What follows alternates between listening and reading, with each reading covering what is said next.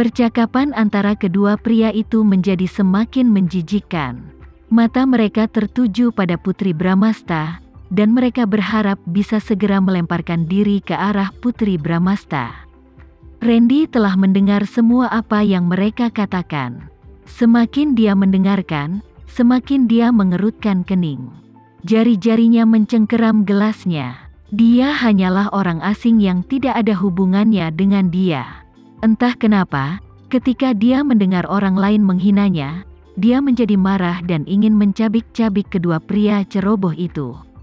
Ayo pergi. Kedua pria itu bertukar pandang dan berdiri di saat yang sama, berjalan menuju Putri Bramasta. Kedua pria itu duduk di depannya. Salah satu dari mereka mengulurkan tangan untuk meraih tangannya dengan penuh semangat. Saat dia sedang minum dengan gembira, dia tiba-tiba ditangkap oleh seseorang. Dia mengerutkan kening dengan jijik, menarik kembali tangannya, dan memelototinya. Sial. Jangan merusak suasana hatiku. Meskipun dia menatap mereka dengan tajam, dia sudah mabuk cukup lama. Tatapannya tidak menakutkan, tapi lembut dan genit. Hei, dia pemarah. Salah satu pria itu tersenyum jorok dan mengulurkan tangan ke arah Putri Bramasta lagi. Membosankan sekali minum sendirian. Biarkan kami berdua minum bersamamu, dan kami berjanji akan bersenang-senang. Namun, sebelum pria itu sempat menyentuh Putri Bramasta memercikkan alkohol ke wajah pria tersebut. Dia bersendawa dan berkata dengan marah, "Suasana hatiku sedang buruk. Sebaiknya kau minggir, atau aku akan membuatmu menderita." Dia sangat marah dan tidak dapat menemukan siapapun untuk mengungkapkannya. Dia tidak dapat menemukan seseorang untuk melampiaskan amarahnya. Hanya alkohol yang bisa membantunya. Alkohol dapat membuat sarafnya mati rasa, dan alkohol untuk sementara dapat membuatnya lupa bahwa dia telah dikhianati oleh orang-orang terdekatnya. Haha, memikirkan apa yang terjadi padanya, tatapan mata ayahnya yang kejam, tatapan ragu-ragu ibunya, dan pasangan yang mengkhianatinya, dia ingin mengambil sebotol alkohol dan menghabiskan semuanya. Sial, pria itu merasa terhina. Dia bangkit dan meraih Putri Bramasta, mencoba membawanya pergi dengan paksa. "Lepaskan aku." Putri Bramasta ingin mendorongnya menjauh, tapi dia terlalu mabuk. "Dasar, kita akan membawamu ke suatu tempat, lalu kita akan tidur." Pria itu berkata dengan nada menjijikkan di telinganya.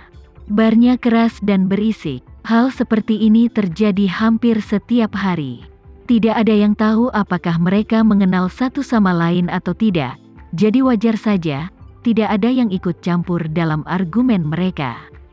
Jadi kedua pria itu memaksanya untuk pergi bersama mereka. Bagaimanapun, dia mabuk. Tidak peduli apa yang terjadi malam itu, dia mungkin tidak mengingatnya sama sekali. Bahkan jika dia ingat, saat fajar besok, semuanya sudah terjadi. Dia tidak bisa melontarkan tuduhan apapun. Karena ini bisa jadi hanya hubungan intim dalam keadaan mabuk, one night stand, siapa yang peduli?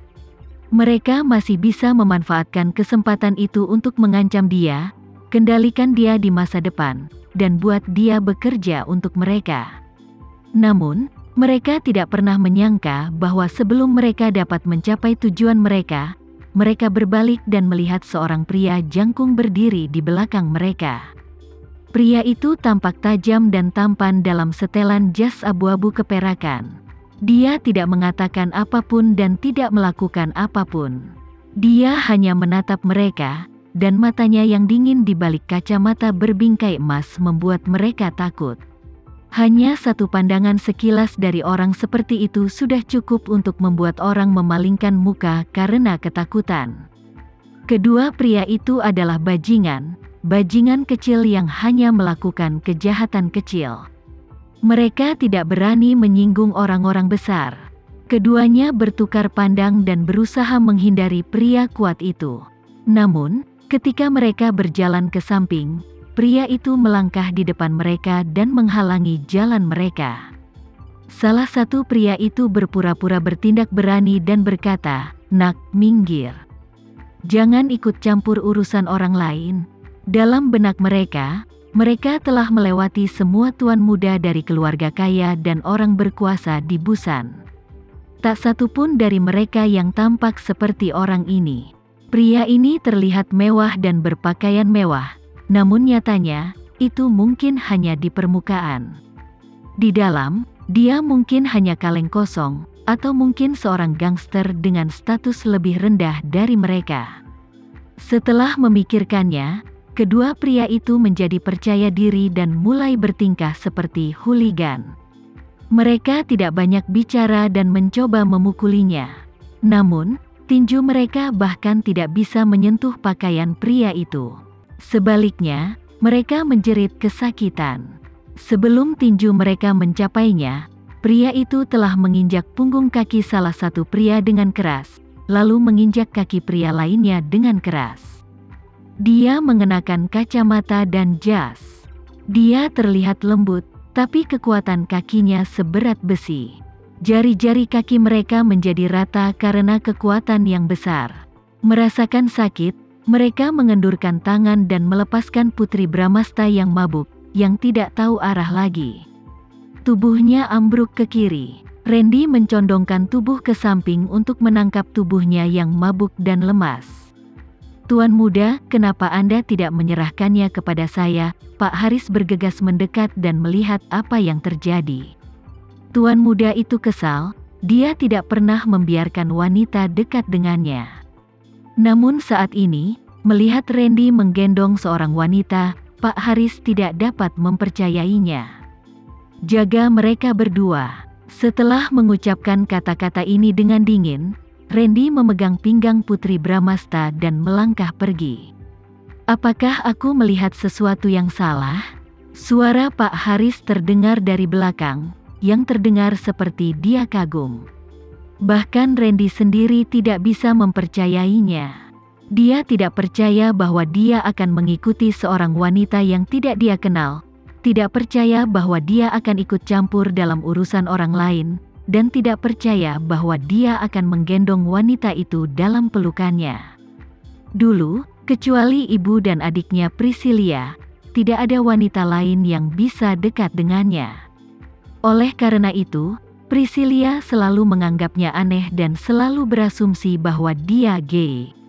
Dia sangat jelas tentang orientasi seksualnya, tapi dia tidak pernah cukup peduli untuk menjelaskannya. Dia selalu tahu bahwa bukan karena dia tidak menyukai wanita, tapi dia belum pernah bertemu dengan wanita yang bisa membuatnya jatuh cinta, wanita yang ingin dia jaga seumur hidupnya. Dia berjalan keluar bar dengan Putri Bramasta di pelukannya. Tiba-tiba, angin dingin bertiup menerpa wajah Putri Bramasta, dan dia kembali sadar. Dia pindah, tapi sebelum dia tahu di mana dia berada, dia pindah lagi. Kemudian, dia menyadari bahwa dia berada dalam pelukan orang lain. Putri Bramasta menatap pria yang menggendongnya dalam keadaan mabuk dan bergumam, "Aku sedang bermimpi. Aku pasti sedang bermimpi." Pria tampan seperti itu hanya bisa muncul dalam mimpi.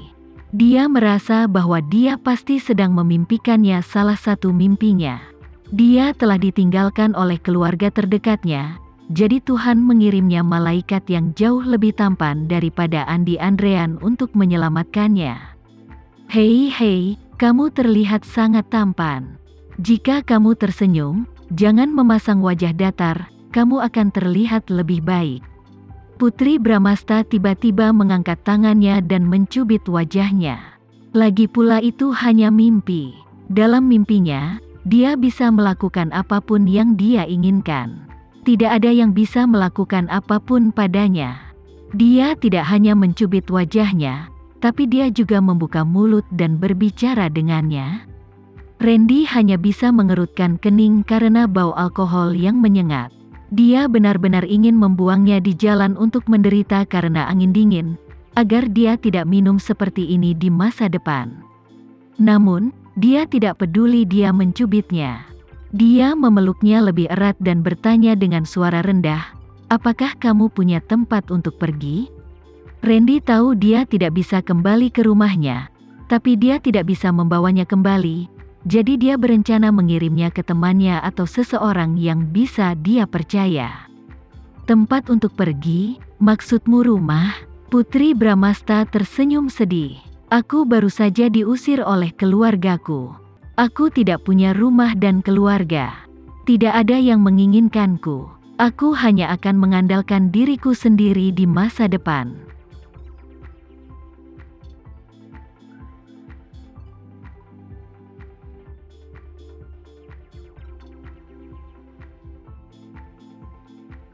Sekian dulu ya video kali ini, kita lanjutkan lagi videonya di lain waktu. Oh iya, bagaimana menurut kalian? Semoga bisa sedikit menghibur kalian semua.